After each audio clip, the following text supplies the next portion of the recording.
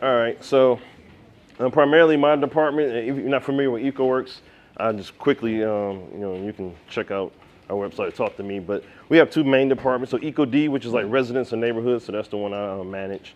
And so that allows me to kind of like get in a lot of different residents' homes, i.e. for the purpose of using a utility program to leverage those rebates to upgrade systems, or it may be for like maybe some other funded program where we're doing like home repair for homes.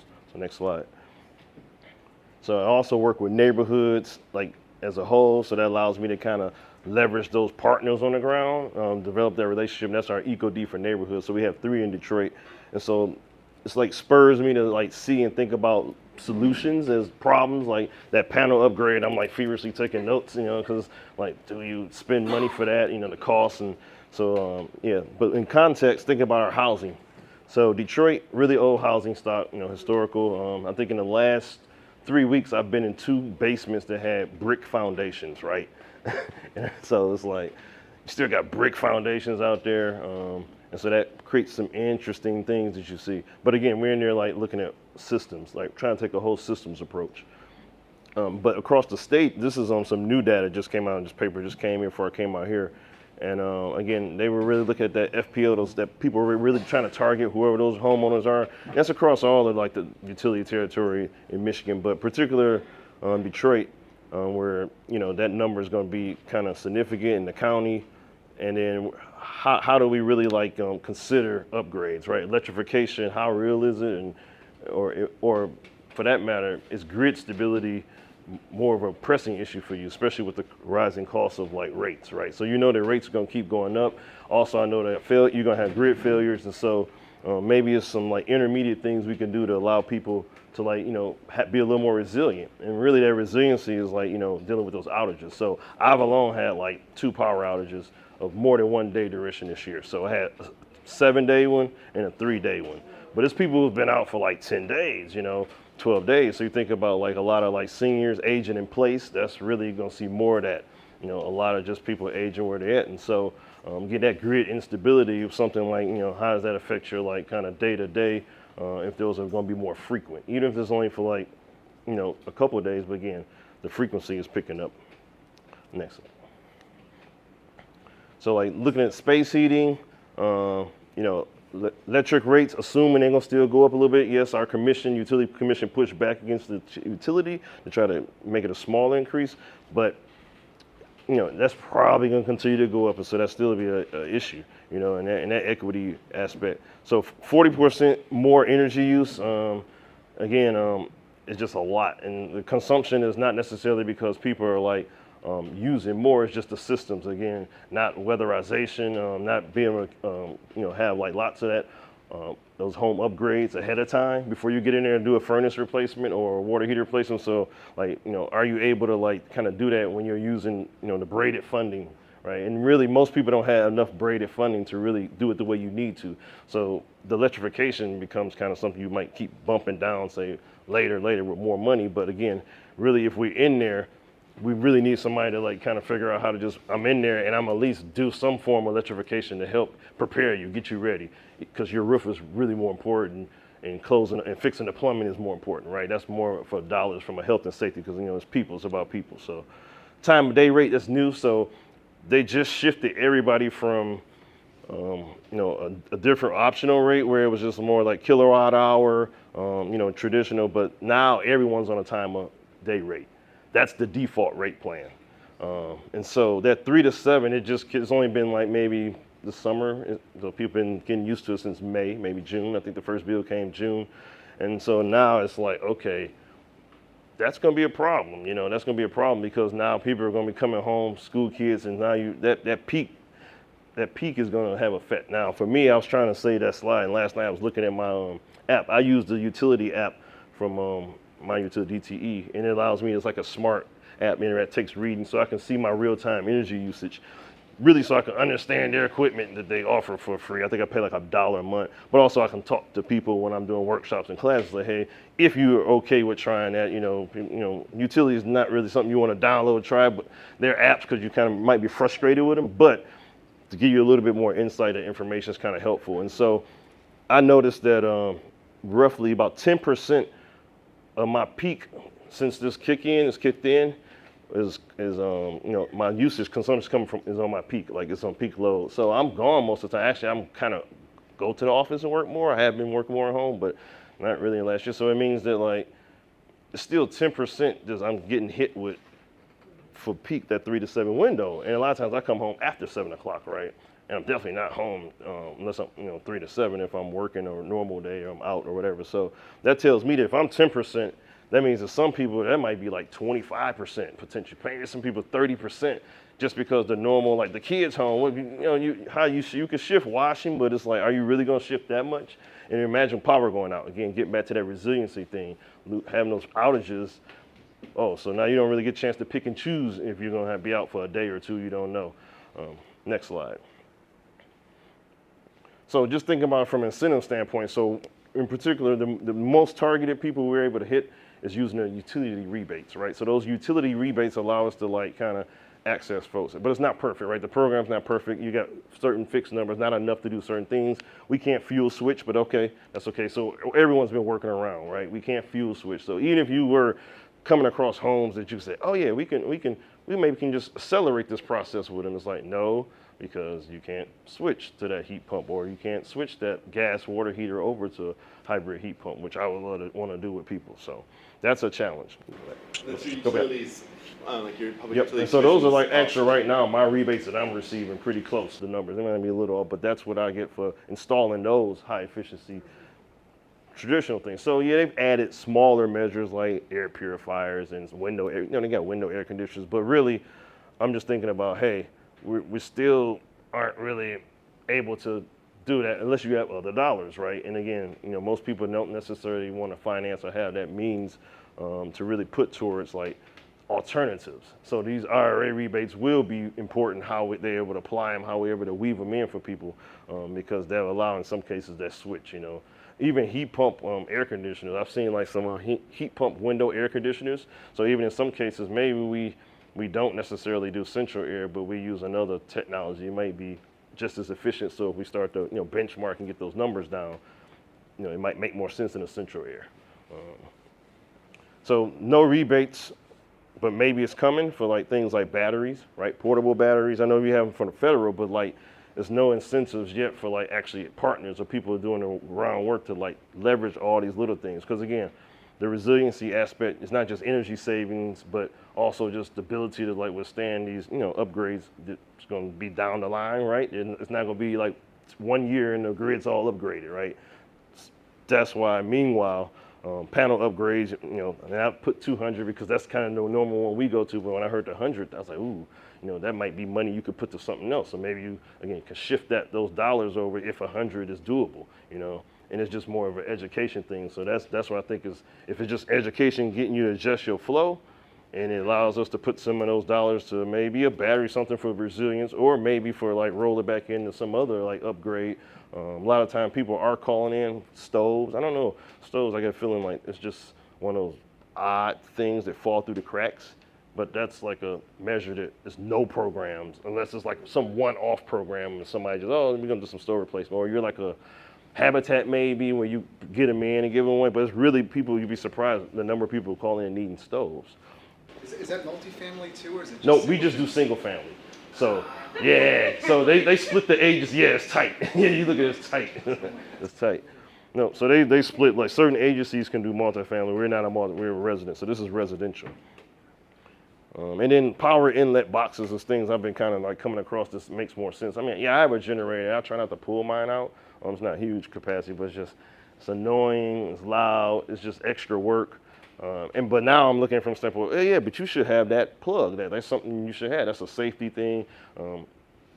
Every winter, at least I remember always hear like 3 stories of somebody dying because they was a generator, improper use of a generator, which you would think like, darn, people should know that, right? Just like she asked about the equation, go back to that slide, but it's people that just don't know that. So, I mean, they're using generators improperly, and even I've run the classic extension cord into the house from it, but I'm like, why? No, you're supposed to have that. Like you need to have this connected. It's safer. It also makes sure that means that people naturally going to push back the generator away from the house, because it's like, I have this dedicated cord. I'm not running a chain of like extension cords or something like that. So safer, again, that holistic kind of looking at how we operate. And then of course, what was I at? Oh yeah, solar and PV, whole house battery. So I'm excited when I first really got into the space, like the energy, like ooh, batteries and solar, and the cost of solar is going down. But now I'm almost trying to think about how can we decouple it and just make it like really all of these little options. And instead of trying to like, retrofit or like push everybody to this promised land, maybe some people only need battery. That's it. We don't worry about trying to do solar and battery. Maybe some people just the solar. Maybe in some cases, it's at the minimum giving somebody a portable, right? And making incentives where it's just a portable system, because that might make more sense. Or portable plus the panel upgrade plus, really just giving us more plethora of options of how we can kind of deploy to get us to that end game, but not like, having to spend a certain amount right off the bat and say it's never enough, because it's never enough. The training, the workforce is never enough, but how can you get all these interesting little use cases along a whole continuum, right? That makes sense. Go ahead, next slide. So I'm in one of these cases, so I'm 3, just by the way. So just curious. All right, but I started 1. So this is an older woman, and she lives in one of our frontline communities. You heard of Highland Park. I won't give her name, but she's part of a cooperative. I'm part of like a kind of newly formed energy cooperative called Polar Bear Sustainable Energy Cooperative. So it's pretty cool, and hopefully we can get more members. And so we're still trying to develop, what is going to be our primary offerings. We already know, we've discussed this. It's been like a long time coming. I'm not the brainchild of it. It's like some folks at Solidarity and Highland Park and Jackson Copel and Shamika Nichols and just Brian Donovan and a lot of those people that I got a chance to meet just doing this work that kind of birthed that. And so this cooperative is kind of one of those things. But so looking at this case, this woman decided that she didn't like the service of DTE. That's not used. She wanted to figure out how to totally get off using DTE. And she didn't want to, her sticking point was the smart meter, so I won't go a lot into that. She did not want to have those smart meters, right? She was concerned with the health and the frequency. So it's like, okay. And so her approach was like, well, if I don't have to have that, what's the alternative? And so they charge for the alternative. I guess you have to pay a monthly charge. She didn't want to pay a monthly charge. So she's like, no, she's putting her foot down on not paying a monthly charge. So what she went on, decided to do was say no, no more, nothing. She gave away all. So she gave away all her appliances, refrigerator. She gave away her washer, her dryer. So it's almost like she went to like a tiny home in a sense, without even taking the line down. But no meters, so she's getting no charges. And she went with a simple solar panel outside her window. It's not more than 200 watts. It's a flexible PV panel. She sent me the picture. I don't have a picture, but I looked at it. Trust me, PV wire going MC4 going in through the window. She has a small generator. She cooks on a wood stove. Primary plug load, cell phone. She says iPad, solar radio and a flashlight. It's a crank. I think she says it's a crank style. And then she has a little backpack for like a little bit more extra power. She doesn't run more than like 1 or 2 items. She has 2 kids, they're doing awesome stuff. So it's like really, this is just her as a woman, saying I'm just not going to be crumpled to not have to do what I don't want to do. And this was her solution. It's like 400 watt. It's I kind of looked it up the model off the picture, but it's like 400 watts. So really, that means that she's operating off of 400 watts, right? That's what it is, And so that's an interesting case, and it's probably more people have given the option. If I put the education equipment, just a simple education, like, oh yeah, you could do this if you just decide not to use a TV, not to use a refrigerator, not to use, you can be like that. It would be people that would take that as an option. Case 2, so this is a gentleman, he has an apartment building. Pretty big though. I shouldn't say building, unit. That's where he lives. Apartment, 1,200 square feet, so almost equivalent to my house, like square feet. That's a really big apartment. His primary plug loads, he was concerned with the reason he went out and got a battery, one of these portable batteries, and so he got the AC. He wants to beef it up, but he actually has 537 watt hour battery, and so that's just for backup for those critical systems. So some people are starting to kind of think about these as how do I kind of have some form of stability when the grid goes down, right? And so that's what he went with, a system like that. I can charge my phone, laptop if needed, my Wi-Fi router. I'm not too worried about the TV, right? So this, and the way I look at it, we take it for granted, but these people are kind of on the edge, ahead of most of the masses, actually having a backup. So I'm looking at it with different eyes, and I can afford that splurge for me, but that's kind of not really a splurge when you get irritated with power going out for more than a day or two, you know. And not to mention, I've had probably 3-4 brownouts, right? So dense neighborhood, so it's not really a lot of like a non-density, just renter mix homeowner, but it's not like a not dense neighborhood, right? Substation is about maybe 2 miles away, you know what I'm saying? Yeah, 2 miles away to substation, roughly. So it's, you know, maybe less mile and a half, but still, and they've upgraded, so it's like I'm not in a bad area, but I just go to show you how old the infrastructure and just trees, limbs, lines, you know, anything. This case, it's me, so my issue is I kind of wanted to get a bigger system, but I want to try them out, right? I want to talk about them, you know, so I can show it around to people when I'm doing work classes and just so they know. And so I have mine in the kind of like UPS mode right now. So as we speak right now, I can pull up mine. It's in UPS mode, a little small one. Wi-Fi router, my Chromecast, the Insight, right? The energy bridge, as they call it. And it also got a Hubertex. I was trying to connect my whole home and kind of talk to everything. And then the sound bar, I believe. So those are all like kind of in that like kind of pass-through mode right now. And so if for some odd reason the power went down or browned out, yeah, that pass-through mode kick in on that little system. Again, it's not a powerful system, 236 watt hours, but it'll give me some hours, right? I got some hours. And so if you're home and you're aware of it, that's kind of cool. If you're not there and it's an extended period of time, hey, go be it. But if you were there, you know, like, oh, okay, I got a clock in your head. You got some time, you know, charge some phones. Everybody get their phones charged up. We know we got internet for a certain amount of time. You know, I saw your hand.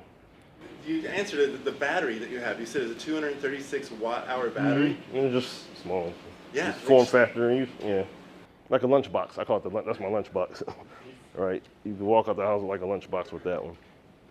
So I bought a bigger system, EcoFlow, and I just got it. So I haven't really got a chance to really dig and start collecting my own data just a little bit. So this one's like 2,024 watt hours, and I put the cost there, and that was like a little bit off or something. But again, I'm just thinking about like, not even so much as that brands, like if we're like making these, and you know, think about incubating businesses and enterprises where they're not gonna get the dollars spent there first. I mean, we got a lot of environmental, you know what I'm saying, issues also, you know, brownfields in these communities. So, you know, meanwhile, you're dealing with resiliency, and we are talking more hubs, you know, community resiliency hubs are starting to be set up in Detroit, so that's a great thing. We got some solar farm project where the city of Detroit is going to have multiple solar farms. Not sure where they're going to be, not sure how many are going to be. You know, I'm had the opportunity to work on that, and it's in progress. But the mayor wants to like offset some of the municipal use. And so, yeah, we want a community solar. We want to be for community, but it is a community benefits worked into that to where we can like, you know, negotiate that and say, hey, this is what we want to do with the money. And they're also compensating per acreage. So that's what's unique about it. That's different. So for every acre in that area that neighborhood determines utilized for the solar farms, they get $25,000 for the acre, and they can use that however they want to. So again, little things that you can provide. That's how I kind of thinking, like, it doesn't have to, but just the idea, like, you know, the efficiency work, leveraging other dollars, leveraging the IRA, but also creating, using like something that is becoming, you know, new and innovative way to like have battery and how that might play into the bigger picture. In this last case, buddy of mine, he wanted to have a whole week. I said 3 to 4 days, but he really wanted a whole week. He's come to realize and back his data that, like, these systems, man, you know, they just don't give you as much as what you think they do. But, you know, he's reformed his idea. No, you have to think about, what do you really want to back up? What are you really trying to use your power? So he has a bigger system, small house though. So he's got a bigger brand. He has a battery that can get up to 10 kilowatts. So it has that ability to add on batteries, right? So that makes it modular. So hence these companies are like duking it out with the plug-in to your house and the panel interface like that. So do you go that route, or can you make it to where simple upgrades on normal panels allow access to this portable power, right? So that's how I think, like, can we spend the money to do those little things? Keep the small panel, but make it so that it's proper, that you can connect and use this if you wanted to. Especially when you got this kind of, you know, size system. Even with that one, you do the math with Japan, cost-wise, I had it on the refrigerator, so my refrigerator a little bit heavier load, so it was like almost like maybe 2 days, not quite 2 days, right? Because my compressor cycles over about 200 amps, you know, when it kicks in, 200 watts, I'm sorry. So it's like kicking in 200 watts, a little higher than like an energy efficient refrigerator, where his refrigerator here, it's like 88 where it's just like, kicks in, and maybe he noticed temperature issues where when it's hot in the summertime, instead of 88, you're looking at like maybe 120 watts, right? So that's when the compressor's on. But that's still a difference though. And he noticed that. He's like, okay, so when it's hot, keep that thing closed, the refrigerator. If I've got the battery on it, right? I just know because, it makes a difference. Again, using smaller ones, he has all the smaller ones. So he has a couple smaller lithium ion based ones. So these are all lithium iron phosphate based. The popular systems from like the main manufacturers, they're all leaning into lithium iron phosphate. And then some of the older ones that you might find online would be the lithium ion, right? And so he thought about, interestingly, like, hey, he got him in a deal. I could just deploy these in rooms, so like I had one in the bedroom. So if I maybe have a device in there, like my laptop or my phone, it's in the bed, I can just kind of keep that off to the side, almost like on a dresser. And one out in the front room, the living room, where maybe when guests come over, you need to charge, you run your laptop. Maybe that's like your primary office space where you might just have it there as a UPS. Again, because they had a UPS feature, that's kind of like, and even most people don't necessarily have laptops, but the kids might have laptops, school, but phones, right? So you can imagine, like, even you got 3 phones and 2 students that have laptops, little small Chromebooks, that still allows you some extendability, even with a size system like this. And a little bit even so with a system on this nature. And again, everybody has a goal to increase a little bit, like their capacity of flexibility. I know she mentioned she wants to get another solar panel, so probably get up to like whatever the maximum that system can handle, which is probably something like a couple hundred, maybe 300, 400 watts. So yeah, she wants to probably double. Yeah, and I got a panel. Actually, I think I might give it to her. Yeah. Next one. Next slide. Yeah, you're right. Yeah. We're gonna work on that. Definitely. So community charging. So Sean, interesting. Haven't known him that long, but it was really cool. Like it was on this grant we're working on, project, and technical advisor, Redwood Energy. So I'm just new to like getting this whole energy of Redwood. I like Redwood. They're awesome. Seem like really cool people. I'm glad to be here. And but he said something recently after that initial couple of meetings about the F-150s, and he was talking about earlier. I'm like, man, that's powerful. Like how I can use those, because again, we got folks talking more about how to create locations in the neighborhoods where they're like green spaces, solar charging, right? So people can charge their phones. But again, this is charging your phones and like not necessarily thinking about like, what about your scooters? What about your CPAP machine? What about your portable battery? You got that, you take it on down to a community spot deployed in the neighborhood, at a park, at a bus stop, maybe just say off the road, but can you charge up these other devices? And also, maybe get some potential grid services. So that's how I'm thinking about it, like where you think about like battery, not just like, just battery, but grid forming, right? Can these different locations where people may have these systems, can they be like grid forming, putting battery back onto an area? And who knows, like what that can be tied in with the larger like kind of community battery system. So ideally, some of these projects I hope to see, like a lot of people talking about like maybe land trusts, right? Taking those dollars and community benefits, just saying, hey, let's just have a land trust, right? And not try to rush to judgment to spend money. Okay, we can spend, everybody gets $5,000 to do an upgrade or electric upgrade. And no, how about hold the dollars, maybe like leverage those dollars to have some more to like do something down in the future and try to continue to kind of like build those other smaller elements of resilience. Wind turbines, this guy is pretty cool. Like Carlos Nielbach, he's got this unique patented design, if you're not familiar with turbines, but I call him like an urban turbine, right? And so the idea is that his thing was like, hey, upcycling materials. And so again, I'm thinking like, okay, upcycling materials, you're talking to students about that, upcycling, reusing materials, satellite dishes, right? Old dish, network dishes. And so like, old light poles that are no longer in service, like using those. And so he has a patented design, and it's pretty cool, and hopefully we're trying to deploy him, right? So he has all these different versions on his property. And the idea, I'm thinking like, again, community, nonprofits, maybe it's us and these different entities we all know, is like to try to kind of talk more about like small wind, put some innovation. It doesn't have to be, we always think like the big boys, the big turbines, but in actuality, maybe if you have some space and some land, the smaller turbines that can, again, act as like more community-based like kind of energy. And we can have and that's a value to that, it's a value to having something to smaller scale, even monetizing it for the residents in the area, right? Because once you hit a certain size and capacity, you're like providing grid services, right?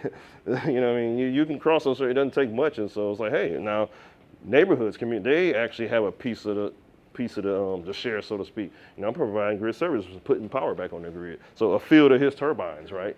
You know, integrated with like agrivoltaics. That's what I'm hoping for some of these solar farms as well, you know, that they have. Next slide, I think that might be. So the way I look at it, like a range, you know, 1 to 3 days, you know, it's like that simple little lunch box. And you don't even get that much out of that, right? At that capacity. So you're not getting days, it's a matter of hours. So again, that leads you to kind of find a sweet spot in size. I don't know, and I'm thinking as I find more people and collect that data, and kind of if it's a program where, you know, for certain people, maybe medical reasons, you know, maybe that's an option. Like, hey, this is something somebody should have. But it seems like ideally, like a kilowatt is like a good number, right? It just seems like it makes sense to me. Because like even when you get the smaller ones, you just want to get another one or get a bigger system. And then once you really realize that you have a short window with that power, that you do want to deploy it in a more thoughtful manner. I think as you get one, most people want to get it. That's why I've noticed people want to get a bigger one, get another one, because now they're like kind of mapping out how they're going to use this power. So that's the one good thing about that. And then of course 4 to 6 kilowatts, that's the big boy stuff, like the bigger system like he had. You know, he got the extra batteries. But again, he's thinking about the dual fuel, alternative like backup generators that use multiple fuels. I think just like they were talking about the propane as a just alternative, like not to say that we want to go back to the fossil, but just as a backup system that uses those fuels as we kind of transition, which I think is interesting and, you know, a good way of thinking about it too. Yeah, that's it. I think that's the last slide. Yeah. Any questions?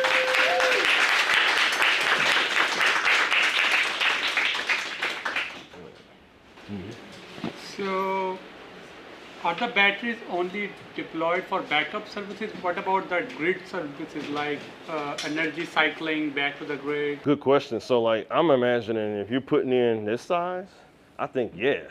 I mean, because that's how they're designing them, is that they're having their own interface that you use as a panel, supplement to your panel.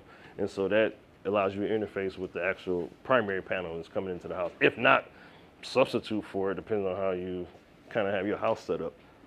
So you could be providing like grid service, and that's why I say that's really something we could consider, because it might be a way, again, unlocking some other dollars to like we can flip back and do other work in the house to get it to where we want it to be, you know. So quick question around the resiliency hubs, because clearly you guys don't have a lot of incentives or help from, looks like your legislature or the utilities.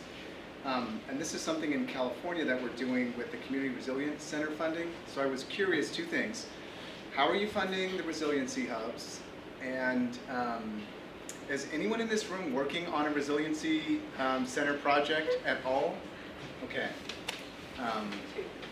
I think that would just be a really cool time to sit down. Who else? I saw one hand go up. Because we were working on one with the city of Coachella. So I would be just curious to kind of crowdsource the strategies that you guys put into your centers. And then also just kind of talk with you about how we went about that approach, because we helped the Strategic Growth Council with some of their guidelines for that.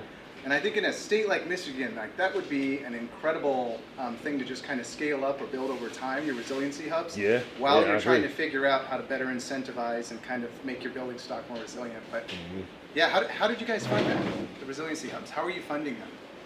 I'm not going to try to say I know. The city of Detroit, I imagine they have some block grant money. It could be some of the prior funds, the ARPA funds maybe, that they're leveraging. I wouldn't be surprised, but yeah, good question.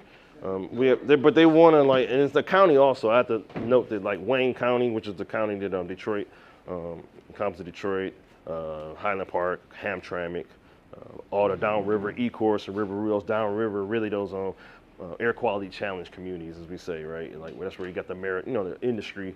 That's all that county. They actually want to do this. It's something they thought would be effective, and they started this process, I want to say over a year ago, like kind of thinking about resiliency hubs. So I think the cities kind of piggyback, Detroit being the biggest, like, yeah, this is a good idea. And so that's why you're seeing that funds go there. I was going to say, is anyone from Seattle in here? You guys have resiliency centers too. We actually stole a lot of what you guys did. So the cities are funding it too. Anyway, I was just curious about this because this concept seems to be kind of spreading around the country in the climate change era. Like, how do you have these community centers that provide resiliency for folks that don't get it from their homes? So It's a place where you can come and get this equipment. So maybe you don't have to own it. Maybe you don't. We're not making you try to upfront pay for this. Maybe use some other. But yeah, you can come there and get this if needed, right? You have a bank of those. And then again, that facility where they at, if it's land and space around them, in the case of like old schools, old playgrounds or parks, you don't want to take away green space, but when it's like the older buildings that you're kind of, or existing like community centers, maybe you can add some, again, commercial scale battery, get the solar. I think we've neglected to take advantage of like, public schools and just like for like, why, especially when you're redoing the roof, that this roof's getting redone, even if it's been deferred, and then you could have been upgrading and lightening that load, and then also flipping those over to like maybe community owned, like rays where you can like share that production out to like certain low income or maybe just like disadvantaged residents, just like disabled or seniors. You can just be like, oh yeah, we can deploy that. They get bill credits, right? So that's where I say we lost something with the schools. They get the savings, so. Cool. We're at our break, so you guys get another 30 minutes. Thank you, Gibran.